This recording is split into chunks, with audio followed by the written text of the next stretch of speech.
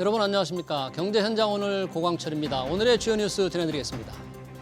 더 강화된 미국 우선주의를 들고 백악관에 다시 들어간 도널드 트럼프 대통령이 다음 달 1일부터 캐나다와 멕시코에 25%의 관세를 부과하겠다고 말했습니다. 다만 교역 상대국에 일괄적으로 10에서 20%를 부과하는 보편 관세는 아직 준비되지 않았다고 말했습니다. 트럼프 대통령은 취임사에서 남부 국경의 국가 비상사태와 국가 에너지 비상사태를 선포하겠다고 밝혔습니다. 트럼프 대통령이 북한을 핵 보유국이라고 부르며 첫 임기 때 김정은 국무위원장과 잘 지냈다는 입장을 밝혔습니다. 트럼프 대통령이 북한을 지칭한 뉴클리어 파워는 핵 확산 금지 조약 NPT에 따른 핵 보유국 뉴클리어 웨폰 스테이트와는 조금 다른 의미입니다. 트럼프 대통령은 북한이 엄청난 콘도 역량과 많은 해안을 갖고 있다며 기업가 출신다운 시각을 보였습니다. 트럼프 대통령의 밈코인에 이어 부인 멜라니 여사까지 자체 밈코인 멜라니를 발행했습니다. 멜라니아 코인 역시 출시 후 급등해서 발행가 대비 50% 가까이 오르기도 했는데요.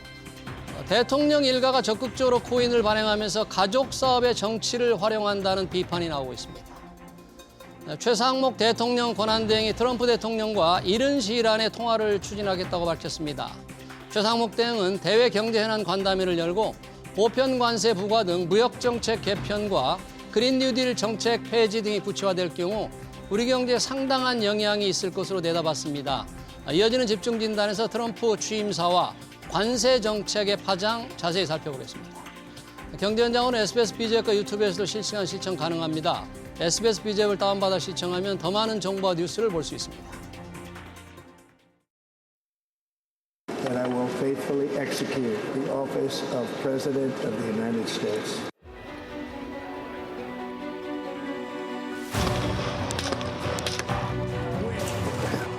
And felt something hit me really.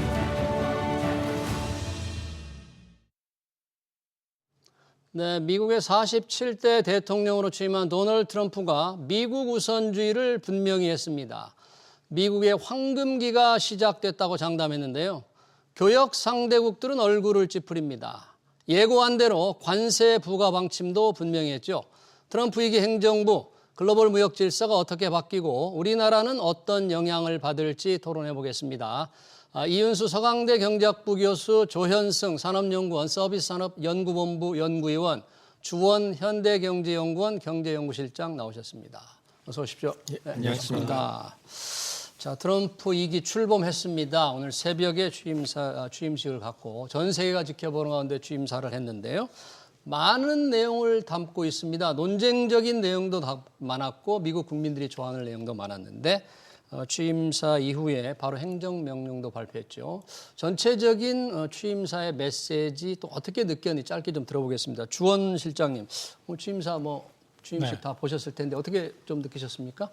트럼프가 이제 이전에 자기가 취임하자마자 행정명령을 100개? 제 기억도 못 하는데 그렇게 서명하겠다고 했는데 네.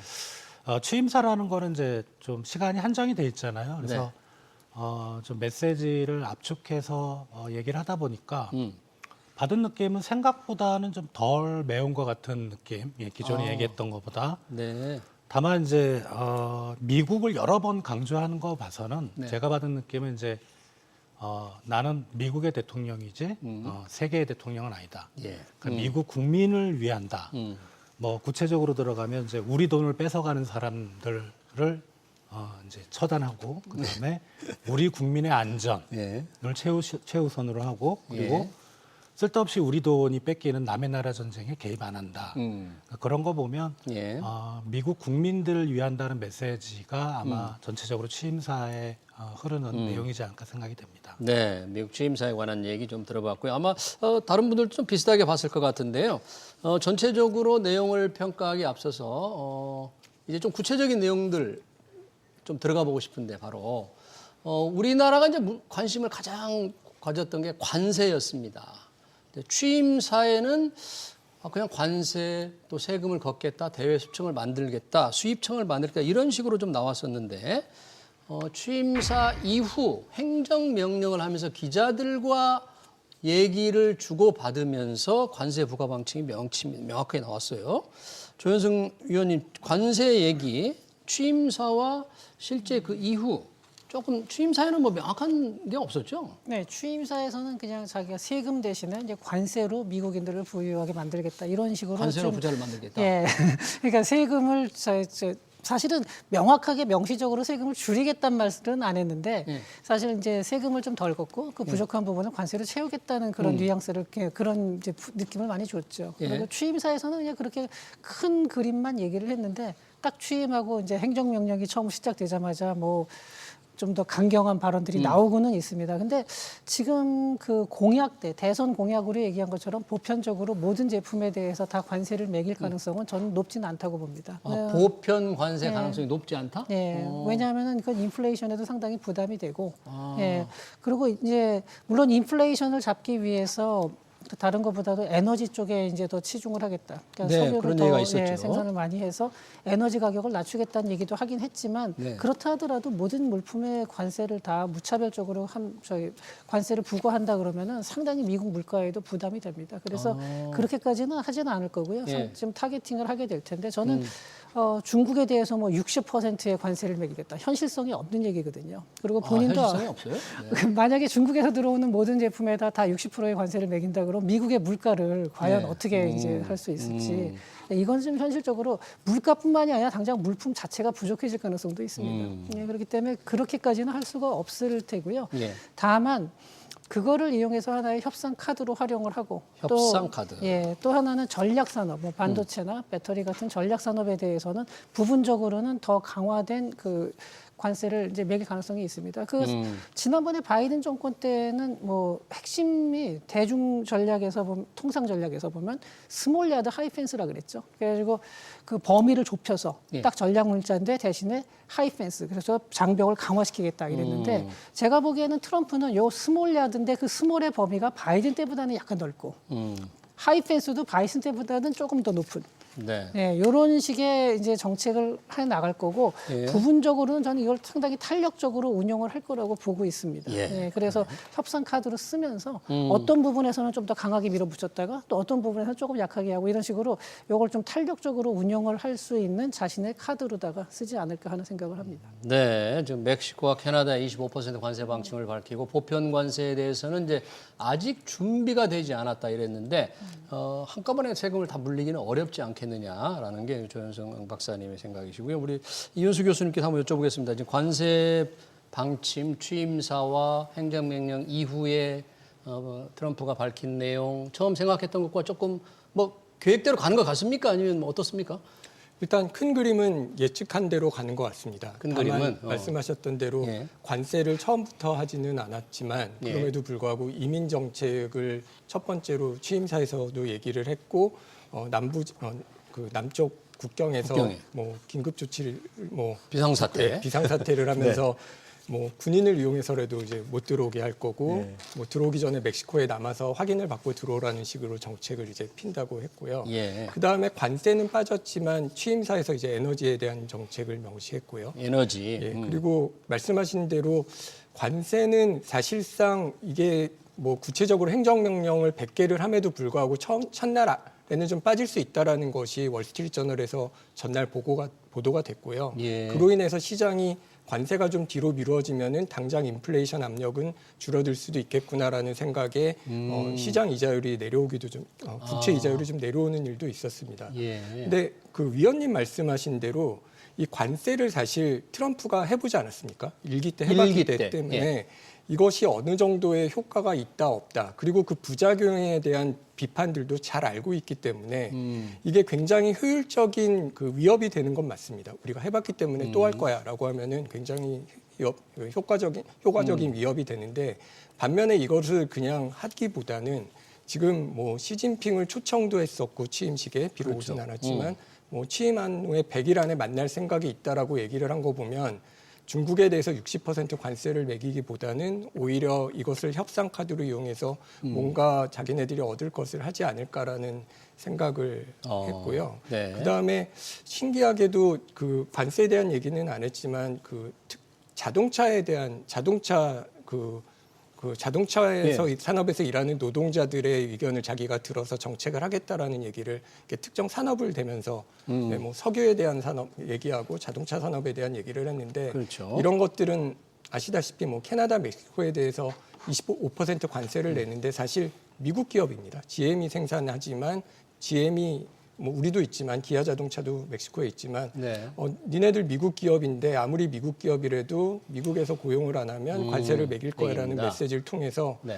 그 실장님 말씀하신 대로 미국 국민들을 부유하게 하고 미국 국민의 일자리를 보유하겠다는 메시지를 좀 더 구체적으로 냈다라고 생각을 합니다. 네, 지금 관세 얘기 과정에서 이제 중국이 조금 구체적인 내용을 나오지 않았거든요. 왜냐하면 처음에 트럼프 대통령 예고할 때는 뭐 캐나다, 멕시코만이 아니라 중국에 대해서도 왜 10%인가 추가 관세를 매기겠다 예고할 때 했는데 이번에 중국에 대한 거는 좀 취임사나 그 이후 이어지는 기자회견 과정에 보니까 좀 쏙 빠졌어요. 그래서 원래 중국에 가장 강경하게 나오는 게 아닌가 예상을 했는데 이게 혹시 무슨 뭐 뭘 예고하는 겁니까? 어떻게 해석을 해야 됩니까?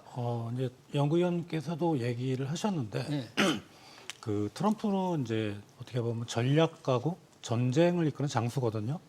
자기 패를 상대방한테 안 보여주는. 예. 그래서 사실 그 이제 대선 기간 동안에는 중국이 타겟이었거든요. 60에서 100% 때리겠다 무조건 그랬는데 며칠 전에는 이제 시진핑 주석하고 좀 만나겠다. 예. 그리고 이번 취임사에서 완전히 빠졌고요. 예. 지금 무역 수지 적자가 미국의 입장에서 보면은 2023년 기준으로 1조 달러인데 그 중에 2,800억 달러가 중국입니다. 중국에서 제일 크죠. 예. 사실 타겟을 중국으로 해야 되는데 예. 중국은 뺐어요. 그러니까 이 말은 중국과는 좀 다른 방향으로 상대를 하겠다는 거고 그 트럼프 일기 때 2018년 여름부터 이제 중국과 미국 간의 관세 전쟁이 시작돼서 예. 2019년 가을쯤에 끝났는데 관세를 인상한 게 근데 2020년 1월 달에 예. 마지막으로 타결한 내용이 그겁니다. 뭡니까? 미국은 중국산 제품에 대해서 관세율을 좀 낮춰주고 예. 그리고 환율 조작국 지정을 해제하고 대신 중국 정부는 미국산 원자재나 제품에 대해서 한 2천억 달러를 구매를 하겠다. 사겠다. 근데 그게 이제 코로나 터지고 마지막으로 또 대통령 바뀌고 하니까 유야무야가 됐는데 그 부분을 암묵적으로 지금 노리는 것 같아요. 그런 그 상황이면 사기로 해준 걸 좀 약속을 뭐 지켜라. 예. 그래서 뭐 그런 메시지도 계속 했었거든요. 예. 그래서 중국과 미국 간의 갈등이 사실 우리나라 입장에서는 제일 좀 안 좋은 시나리오인데 예.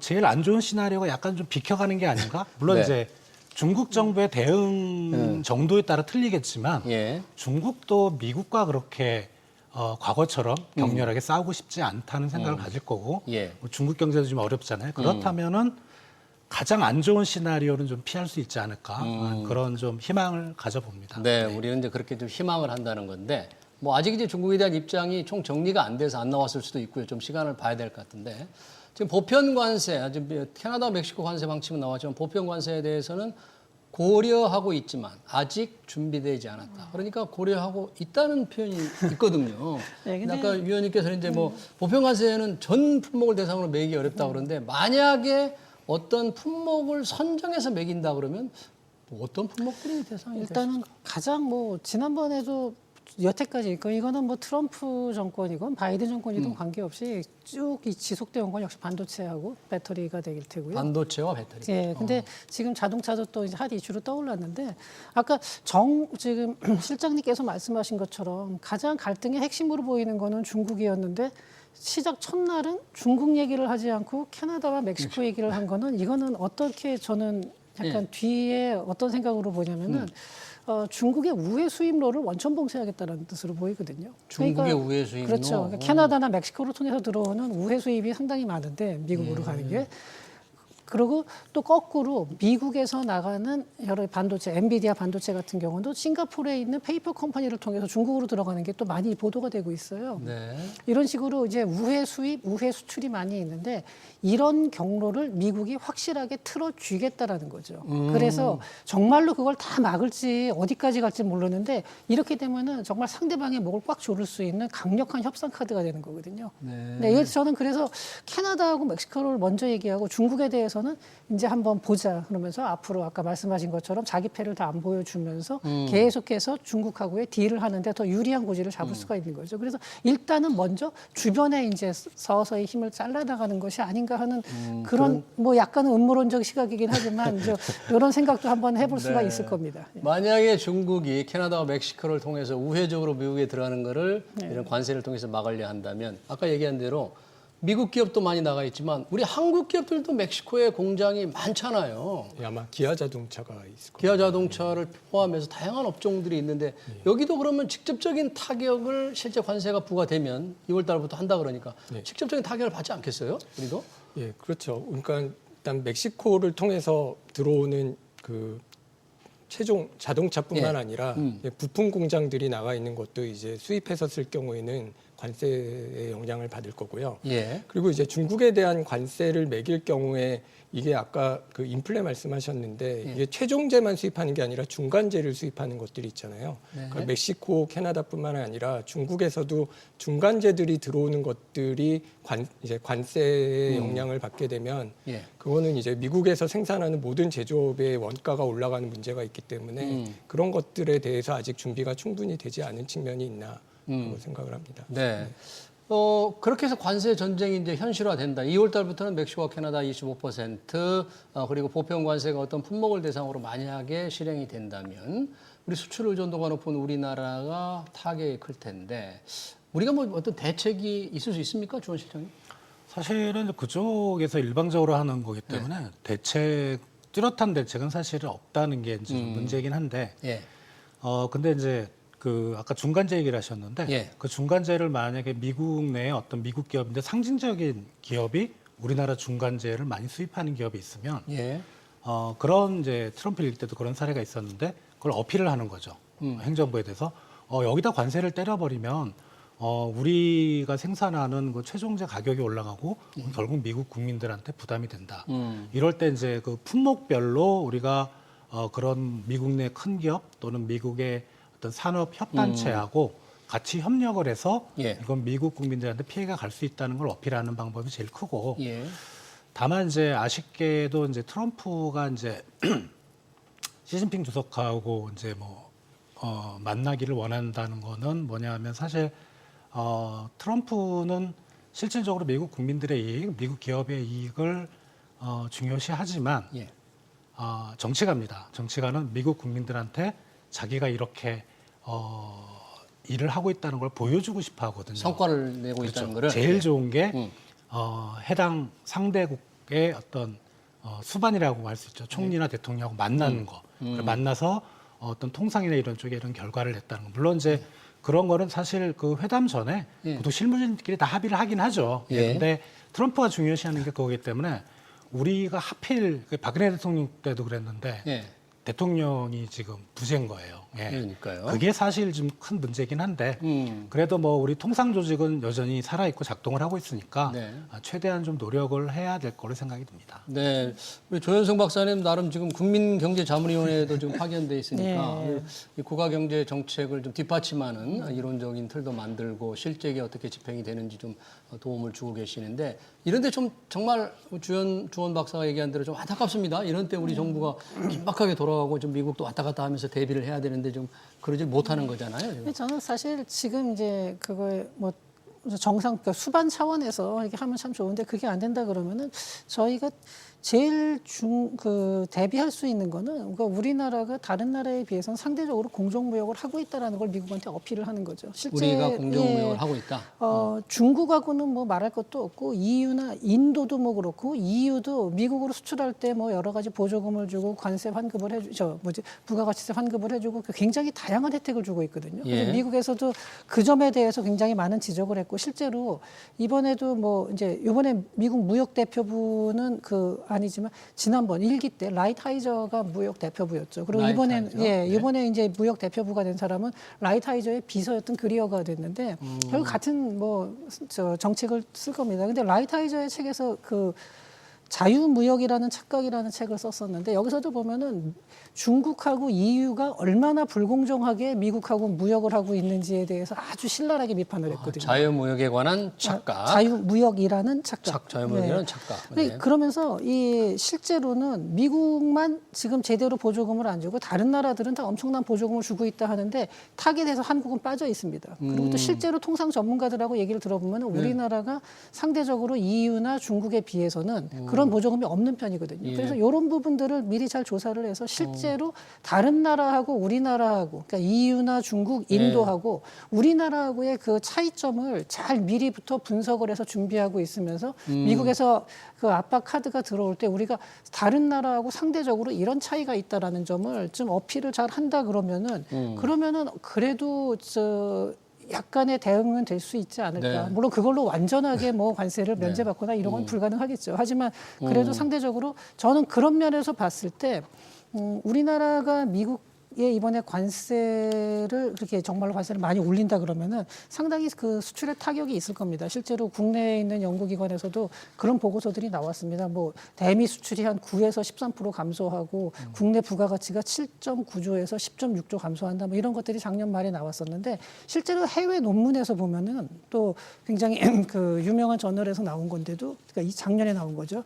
미중 관세 전쟁으로 오히려 한국 수출이 증가할 거다. 12.5% 증가할 거라는 게 나오는데 미중 관세 전제로 우리 수출이 네. 오히려 더 늘어날 거다. 네, 그러니까 무역 전환 효과가 있다는 거죠. 예. 그러니까 중국이나 EU에서 들어오는 것들이 한국으로 이제 바뀐다는 거예요. 그러니까 둘 중에 어느 게 맞을지는 사실 뭐 가봐야 아는 거고 둘 다 약간은 그 추정치가 과다 추정됐을 수도 있습니다. 어느 쪽에서는 10% 감소한다 그러고 어떤 쪽에서 10% 증가한다 그랬는데 근데 이런 점을 잘 이제 최대한 살리려 그러면 그리고 또 위험한 요인들을 최대한 줄이려 그런다 그러면은 미리 사전에 우리가 어떻게 미국하고 무역을 하고 있고 다른 나라에 비해서는 상대적으로 공정하게 하고 있다라는 걸 얼마나 잘 어필하느냐 이것도 네. 굉장히 중요한 요소라고 생각을 예, 합니다. 우리가 EU라든지 중국보다도 훨씬 더 공정 무역을 하고 있다는 점을 미국에 네. 뭔가 주장을 하고 그거를 받아들일 수 있도록 노력을 할 필요가 근데 그거 있다는. 뭐 그냥 주장만 한다고 될 건 아니고 그러니까 구체적인 사례들 다른 사례를 나라에서는 받아가지고. 어떤 보조금이 있고 우리나라는 그런 게 전혀 없다라는 거 이런 걸 갖다 잘 준비를 해야겠죠.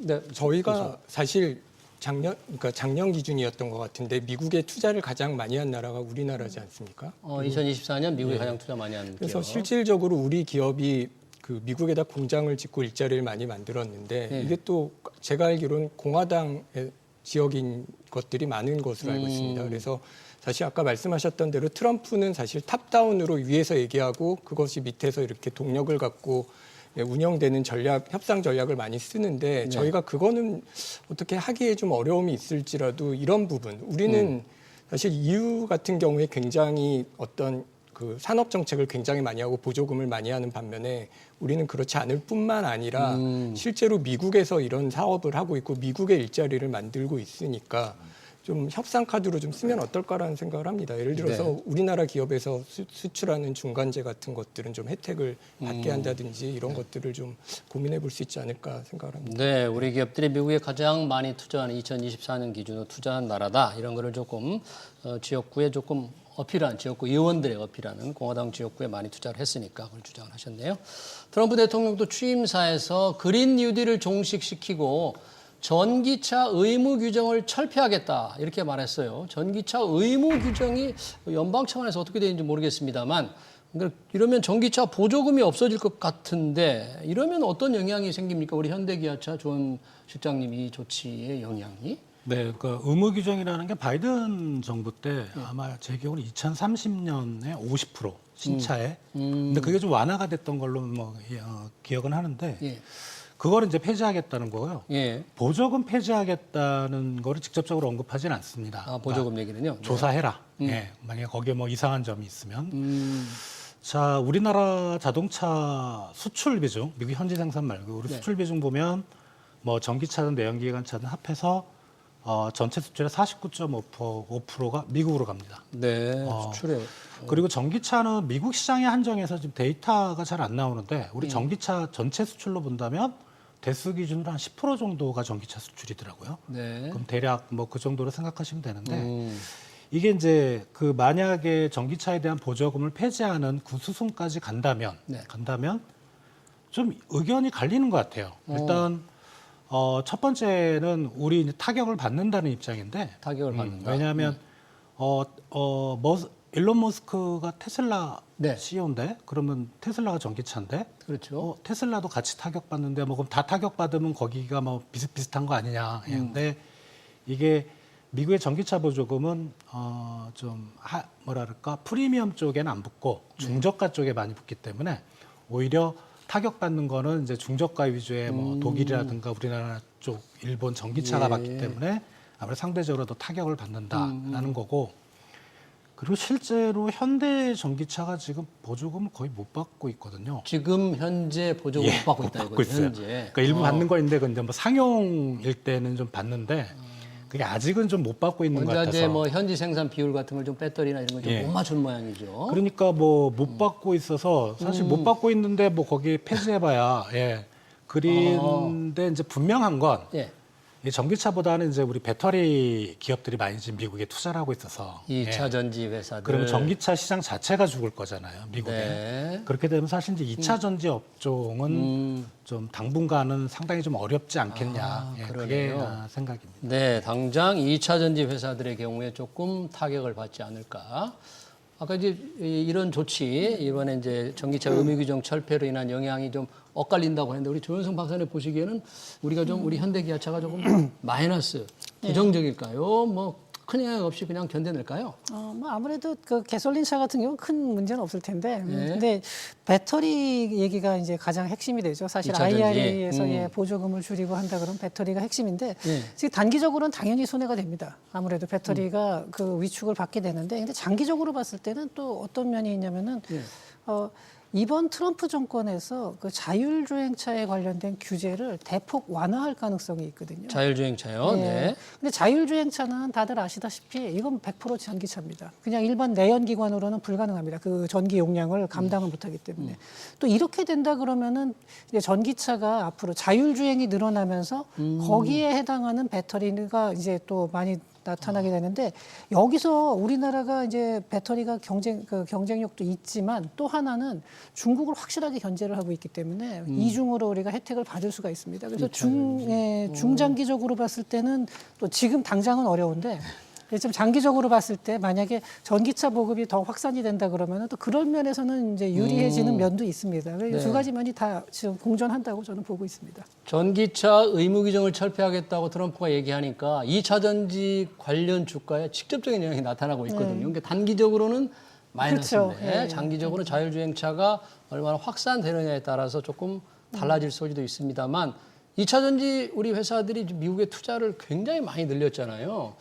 투자를 많이 한 기업으로서는 아무튼 굉장히 긴장되겠어요. 이런 조치가 지금 어떻게 시행되느냐에 따라서 단기적 충격이 좀 있을 테니까.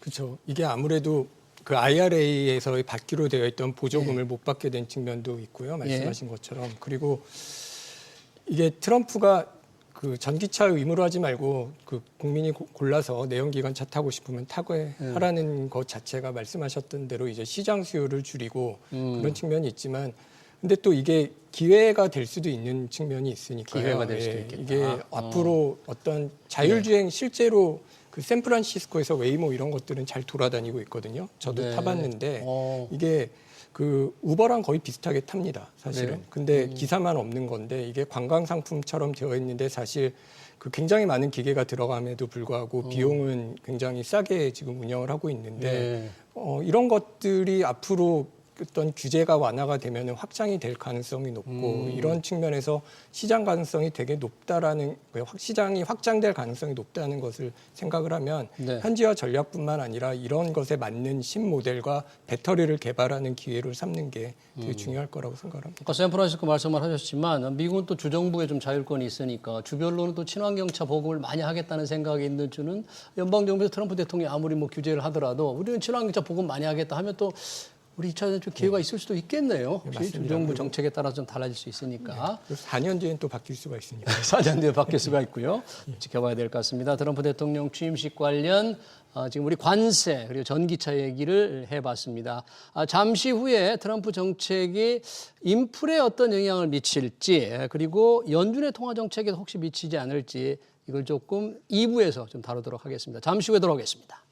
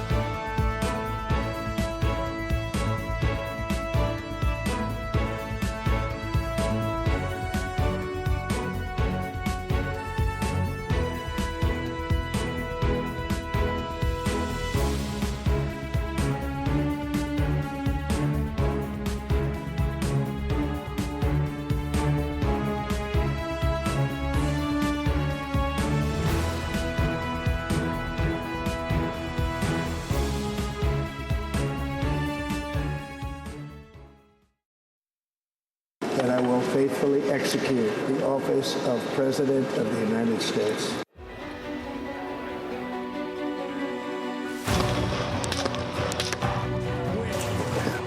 And felt something hit me really. 네, 트럼프 2기 행정부 출범에 따른 정책이 어떤 영향을 미칠지 2부 이어갑니다. 사실 트럼프 2기가 출범하면 미국의 인플레이션을 자극할 가능성이 높다. 이런 예상이 많았습니다. 만약에 보편 관세라든지 관세가 확대되면 그게 다시 물가를 자극하지 않을까 했는데 그렇게 물가를 자극하면 금리에도 영향을 미쳐서 그게 환율에도 조금 영향을 주지 않을까. 실제 오늘 약간 달러 가치, 원달러 환율도 조금 움직임이 있었습니다. 주원 실장님 조금 이 트럼프 취임사 관련 얘기가 나온 이후에 원달러 환율이 조금 내렸죠? 예, 살짝 내렸는데요. 네. 사실 뭐 여러 가지 요인이 좀 복합적으로 작용한 것 같고 예. 우리 금통위에서 뭐 동결한 것도 하나의 원인이고 그리고 이제 미국의 인플레이션, 그러니까 트럼프 플러스 인플레이션, 그래서 트럼플레이션. 예. 이게 이제 핵심이 세 가지인데요. 예. 하나는 이제 관세를 인상하면 관세. 미국 수입 물가가 올라가게 되죠. 예. 그게 결국은 이제 국내 물가를 올리는 요인. 두 번째는 이제 감세.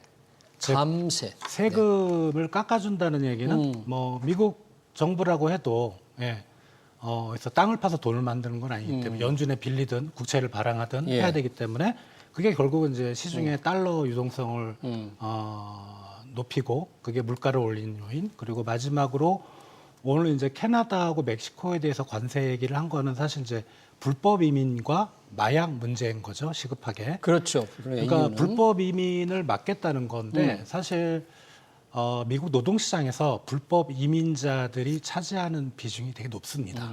그 말은 이제 노동 공급이 안 된다는 거죠, 미국 노동시장에. 싼 노동 공급이. 그러면 임금이 올라가거나 지금의 고임금이 지속이 되고, 예. 요게 세 가지가 이제 미국의 물가를 높인다는 건데. 예. 세 가지 중에 가장 우려되는 포인트가 사실은 관세였습니다. 관세. 예, 관세. 이게 미국 의회 예산처 분석에 따르면 만약에 이제 아무런 관세 인상이 없을 때 지금 현행으로 갔을 때는 2025년 물가 상승률은 2.4%. 네. 그러니까 2024년에 3.2에서 2.4로 떨어지는데 만약에 중국에 대해서 60% 관세를 때리면 네. 2025년에 4.4%. 오. 그리고 보편 관세 10%를 때리면 보편 관세 효과만 3.7%. 네. 그러니까 올해 요번에 이제 취임사에서 밝혔 그 내용을 보면 중국 얘기 없었고요. 예. 보편 관세는 아직 모르겠다고 했잖아요. 예, 네. 아직 이제 준비가 아직 안 돼 있다 그랬죠. 그렇다면은 이제 그런 걸로 인플레이션에 대한 우려는 살짝 좀 꺾이지 않았나 그런 생각이 좀 듭니다. 예, 그런 살짝 꺾이면서 달러 가치도 약간 내렸고 원달러 환율도 우리 원화 가치가 올라가는 원달러 환율 하락이 일어났는데 트럼프 대통령의 취임사에서 이제 인플레이션을 잡겠다, 물가를 안정시키겠다고 하면서 강조한 게 석유와 가스 시추 확대입니다. 그래서 뭐 에너지 비상 사태를 선포하겠다고 하는데 이게 무슨 비상 사태를 선포할 정도인지는 잘 모르겠습니다만 어느 정도 심각하게 보는 거예요. 이게 석유 가스로 인한 석유로 인한 인플레이션 우려를. 근데 사실은 이제 뭐 제가 보기에는 그냥 그 트럼프 특유의 수사가 아니었을까 싶습니다. 그래서 네. 정말로 뭐 이렇게 비상사태라는 거는 좀 말이 안 되는 건데 다만 이제 여러 가지로 물가 상승 요인이 있을 때 그러면은 나는 어떤 식으로 물가를 잡겠다 여기에 대해서 바이든 정부에서는 그걸 IRA로 이제 인플레이션 감축법 이렇게 했었는데 트럼프는 이제 그렇게 하질 않고 두 가지를 내세웠어요. 예. 처음에 얘기한 게 하나는 에너지를 이제 자기네가 뭐 셰일가스나 이런 걸 갖다가 프래킹을 더 많이 해서 생산량을 늘려서 에너지 가격을 낮추는 거랑 또 하나는 의약 제품입니다. 근데 의약. 예, 의약가는 이번에는 취임사에서도 얘기를 안 했고 아직까지 행정명령으로 나오지는 않은 상태인데 선거 공약에서 보면은 이제 약가 인하를 굉장히 적극적으로 유도를 하겠다. 근데 여기 그래요? 바이든 정부에서도 했던 얘기지만 약간 차이가 있는 게 바이든 어때요? 정부는 그거를 보조금을 줘서 이제 그 IRA의 형태로 해서 보조금을 줘서 약가를 낮추겠다라는 거였고 소비자들한테. 근데 네. 트럼프는 그게 아니라 글로벌 제약사들을 글로벌 제약 수준하고 맞도록 경쟁을 시켜서 미국의 약가를 낮추겠다 이런 얘기를 했어요. 예. 그러니까 그 얘기는 뭐냐면은 결국 복제약 시장을 확대하겠다라는 거거든요. 복제약 시장을 확대한다. 예, 어. 그러면은 사실 이 부분이 우리나라한테는 또 약간 기회가 될 수 있는 부분인 게 우리나라가 네. 바이오시밀러라든지 뭐 CDMO 이런 쪽으로는 상당히 그 경쟁력이 있습니다. 그렇죠. 예, 그렇다면은 우리나라의 이 바이오 그 복제약이 굉장히 많이 미국으로 지금 들어갈 수 있는 그런 기회가 열리는 건데 다만 한 가지는 이 의약품이라는 것 자체가 의약 산업이라는 것 자체가 규제 산업이기 때문에 미국의 규제라든가 이런 부분들을 철저하게 지금보다 빨리 분석을 해서 아마 뭐 업계에서는 이미 하고 있을 걸로 저는 생각을 하고 있는데 예.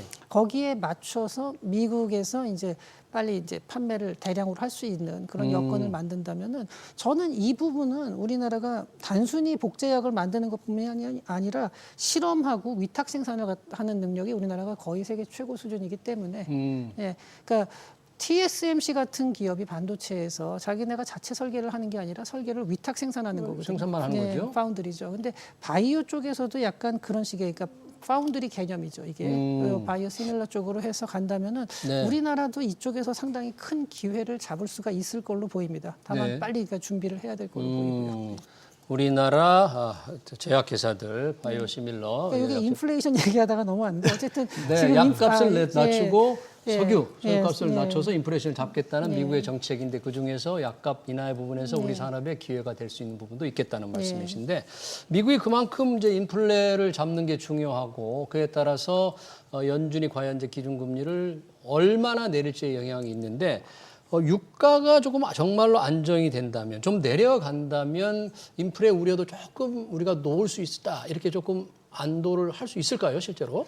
예, 아무래도 그 트럼프가 에너지 가격이 올라간 것이 인플레이션의 주된 원인이라고 얘기를 했고 그러니까요. 그리고 연설에서 이거 사실은 바이든이 못하게 한 것들이 있지 않습니까? 이런 그 시추 활동을 다시 재개하겠다. 그리고 연설에서도 드릴 베이비 드릴 그러니까 너 애기야 뚫어 뭐 이런 식의 표현을 쓰면서 네. 박수를 되게 많이 받았는데 네. 이게 아무래도 석유 공급이 늘어나면 그리고 더군다나 트럼프가 우리가 땅에 이게 금이 이게 액체로 된 금이 깔려 있는데 왜 그거를 안 쓰는지 모르겠다고 마구 파내서 우리나라를 부유하게 만들겠다라고 얘기한 시점에서는 네. 공급이 늘어나는 측면에서 우리가 환율과 에너지 가격이 아무래도 인플레이션에 영향을 많이 주는 부분인데 예. 적어도 에너지 가격 측면에서는 어느 정도 좀 긍정적인 영향을 줄 수 있지 않을까라는 생각을 할 수 있을 것 같습니다. 트럼프 대통령이 석유가스 시출을 이렇게 막 늘린다면 수출도 해야 될 텐데 우리나라도 좀 많이 사야만 할 것 같은 생각도 드네요. 이렇게 석유가스 수출해서 자국민들이 쓰기도 하지만 수출도 많이 할 텐데 우리도 지금 수입량을 중동에서 많이 하지만 이 미국산 가스를 좀 훨씬 더 많이 사야 되지 않을까요? 시청자분들이 잘 모르시는데요. 네. 이미 많이 수입하고 있습니다. 우리가 많이 수입하고 있습니까? 그래요? 그리고 이제 그 미국의 원유 생산 비중이 네. 트럼프가 지난 2017년 1월에 취임해서 2020년 끝났잖아요. 네. 2016년에 원유 생산 비중이 전 세계 원유에서 13.4%였는데 예. 트럼프 마지막 해인 2020년에는 18.5%. 많이 올라오네요.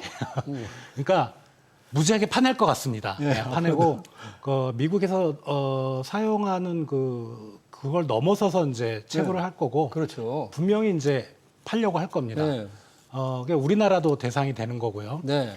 근데 지금 제가 알기로는 EU 쪽에서는 안 사고 있다고 들었거든요. EU에서는 유럽, 미국 걸. 예. 그래서 아마 EU는 또 이제 북해 영국 쪽에 그쪽에 이제 있고 또 이제 러시아로부터 천연가스도 수입하고 있기 때문에 예. 사실 뭐 미국 거를 그렇게 굳이 사야 될 동기는 없는데 네. 오늘 살짝 언급했던 것 같아요. 오늘요? EU에 대해서. 예. EU도 분명히 뭐 30 몇 개 회원국 합하면 네. 미국에 대해서 무역 적자 규모가 한 2천억 달러 되는데 네.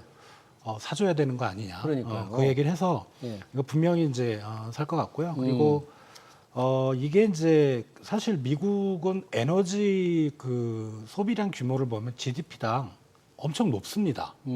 그래서 만약 원유 가격이 실제 트럼프 일기 때도 많이 떨어졌거든요. 이 원유를 막 생산하면서 그렇다면은 물가에 상당히 좀 안정화시키는 영향을 발휘할 건데, 예. 근데 관세, 아까 말씀드렸던 감세, 감세, 그리고 이제 고용 시장에 임금 올라가는 거, 불법 이민자 추방으로 그거하고 이제 한번 생각을 해봐야 되는 거죠. 예, 어느 쪽이 더 압력이 센지를. 영향이 클 건가? 그래서 아무튼 이런 부분에 있어서는 인플레이션은 트럼프 의도대로 좀 갈 수 있는데 관세 정책이 지금 천천히 이게 시행이 된다면 관세가 가장 컸는데 그 부분이 약화되면서 미국 물가는 좀 안정화될 수 있지 않을까. 네. 그럼 이게 결국 연준의 통화 정책과도 좀 연결이 되는 거거든요. 그러니까요. 최근에 연준이 갑자기 매파적으로 돌아선 이유가 이 트럼플레이션 때문에 그렇거든요. 네. 아직 실현되지는 않았지만 트럼프 정책으로 미국 물가가 불안해지면 1990년대 후반에 예.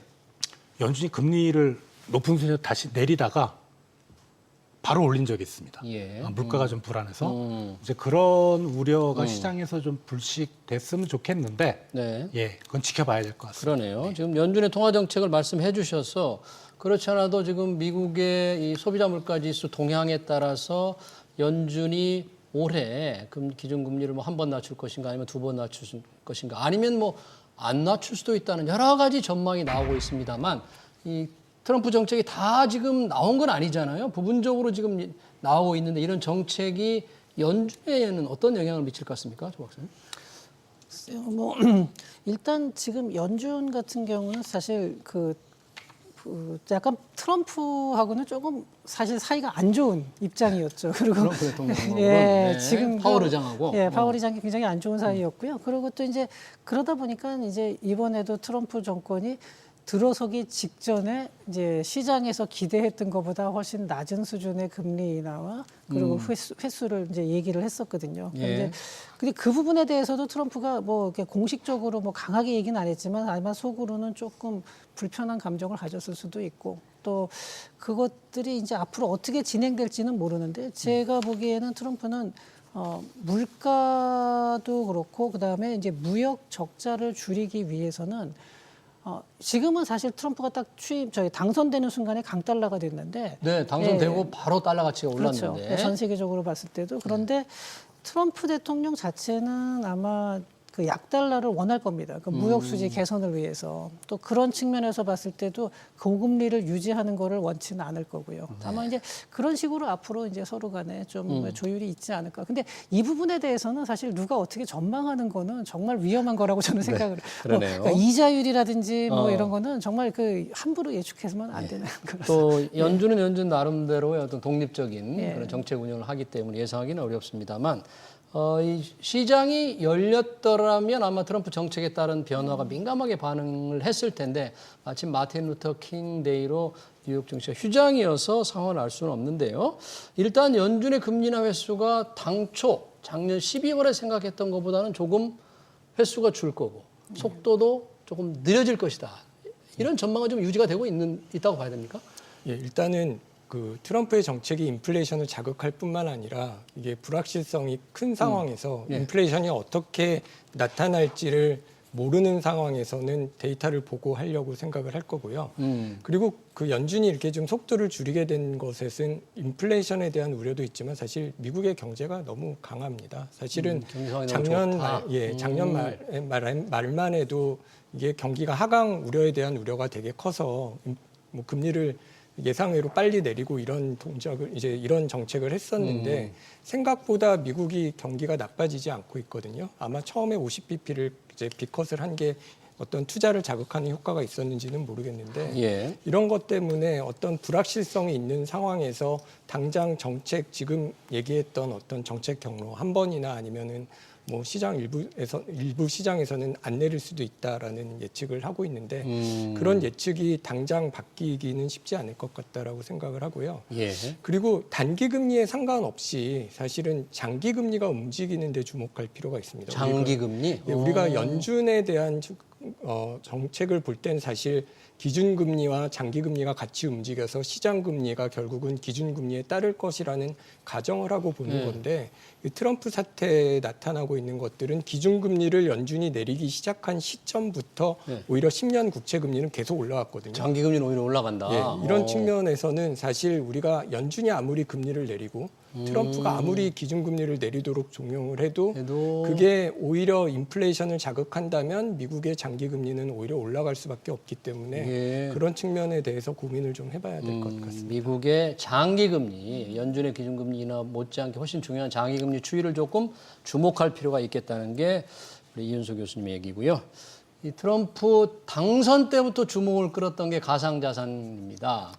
가상자산, 뭐 친화적인 대통령이다, 비트코인을 전략 자산으로 뭐 비축하겠다 이런 얘기까지 했는데 그래서 그런지 트럼프 취임을 계기로 비트코인 가격이 10만 9천 달러를 돌파했어요. 그런데 갑자기 또 취임사에 별다른 얘기가 없다. 그러니까 10만 2천 달러로 떨어졌는데 취임사에서 좀 한마디 했을 법한데 조원 박사님 보시기에 왜 아무런 얘기가 없었죠? 네, 저도 참. 예, 네. 말씀하시죠. 아니 먼저. 네, 말씀하세요. 그 GOP 플랫폼 그 공화당 공약에 보면은 디지털 자산이 한 파트로 아예 빠져 있거든요. 네. 뭐 중앙은행의 디지털 화폐 설립 반대하고 비트코인 채굴권 옹호하고 모든 미국인이 디지털 자산을 보유하고 자유로운 거래를 보장한다. 근데 취임사에는 가상 자산, 디지털 화폐 용어조차 없습니다. 그러니까요. 예, 그런데 이게 이제 트럼프 취임 전에 보면 2024년 연간으로 보면 S&P 500이 25% 수익률을 냈는데 네. 비트코인이 120% 수익률을 냈거든요. 그리고 트럼프 취임하고 나서도 12월 말까지 한 10% 정도. 그러니까, 너무 기대가 컸던 것 같습니다. 너무 기대가 컸다. 컸는데, 근데 이제 그 공화당 공약에 아예 들어가 있기 때문에 뭐 그렇다고 뭐 트럼프가 뭐 비트코인을 아예 무시하고 이러지는 않을 것 같고요. 네, 취임사에 없다고 해서 실망하지 예. 마라 투자자들은. 근데 아무튼 좀 거품은 좀 빠져야 되지 않을까 생각이 듭니다. 네, 우리 조현승 위원님 어떻게 비트코인에 대해서 한 말씀. 글쎄요, 저는 이 부분에서 제가 주원 실장님하고 약간 의견이 다른데 예. 저는 거품이 빠지는 게 아니라 지금 상태에서 아마 이번 트럼프 정권 동안 지금 굉장히 그 폭등을 할 걸로 예상을 하고 있습니다. 폭등할 걸로? 예, 비트코인은 왜요? 일단은 이제 비트코인이라는 게 그동안 비트코인을 포함한 다양한 가상자산 얼마 전에 이제 리플 가격이 아주 급등을 한 적이 있는데 그렇습니다. 리플. 그것도 이제 그동안 여러 가지 규제 때문이었거든요. 행정소송 SEC에서 소송이 들어오고 이런 것들이 굉장히 많았었는데 그런 것들이 이제 풀린 거죠. 그러면 미국이 규제가. 이제 전략 자산으로 비축하겠다 그러면은 어차피 비트코인의 그 총량은 딱 정해져 있는 공급량은 정해져 건데 있으니까. 지금 뭐 점점 채굴이 어려워지는 상황에서 각 국가별로 이제 전략 자산으로 해서 말하자면 법적인 리스크가 완전히 사라졌다는 거예요.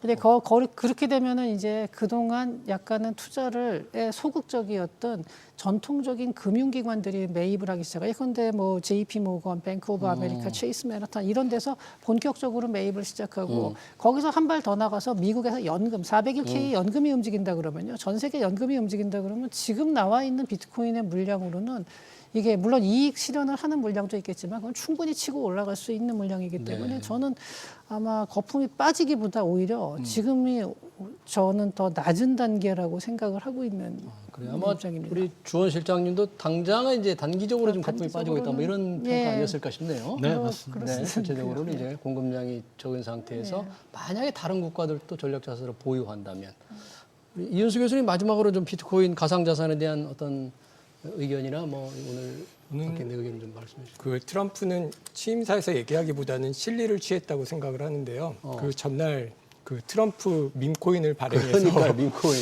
그리고 재밌는 거는 그 다음에는 또 와이프가 그 네. 멜라니아 여사가 부인도 또 멜라니아 밈코인을 여사까지도 출시하지 했어요. 않았습니까? 네. 그게 그래서 행동으로 우리는 이런 걸 한다라는 걸 보여줬는데 이게 문제가 좀 많을 것 같습니다. 뭐 이해충돌 우려도 있고 대통령의 어떤 약탈적인 투기를 유발한 것도 있고 더군다나 뭐 CI 디지털이라든가 뭐 월드 리버티 파이낸셜 이런 건 트럼프 회사인데 이런 것들이 뭐 어떤 비트코인이나 가상화폐의 어떤 규제 완화로 혜택을 보는 게 분명하기 때문에 네. 트럼프가 장사하는 사람 입장에서는 자기 회사가 망하는 일은 하지 않을까라는 생각을 조심스럽게 예측해 봅니다. 네, 잘 알겠습니다. 뭐 가상자산에 친화적인 건 좋습니다만 가족들이 아주 밈코인을 다 일제히 발행해서 하는 거는 조금 다시 생각해야 될 것 같은데 관련 토론을 여기서 마쳐야 될 것 같습니다. 제47대 대통령 도널드 트럼프의 정책 관련 얘기, 우리 한국 경제에 미치는 영향까지 토론 여기서 마치겠습니다. 지금까지 세 분 수고해 주셨는데요. 이윤수 서강대 경제학부 교수, 조현승 산업연구원 연구위원, 주원 김성원 현대경제연구원 경제연구실장이었습니다. 감사합니다.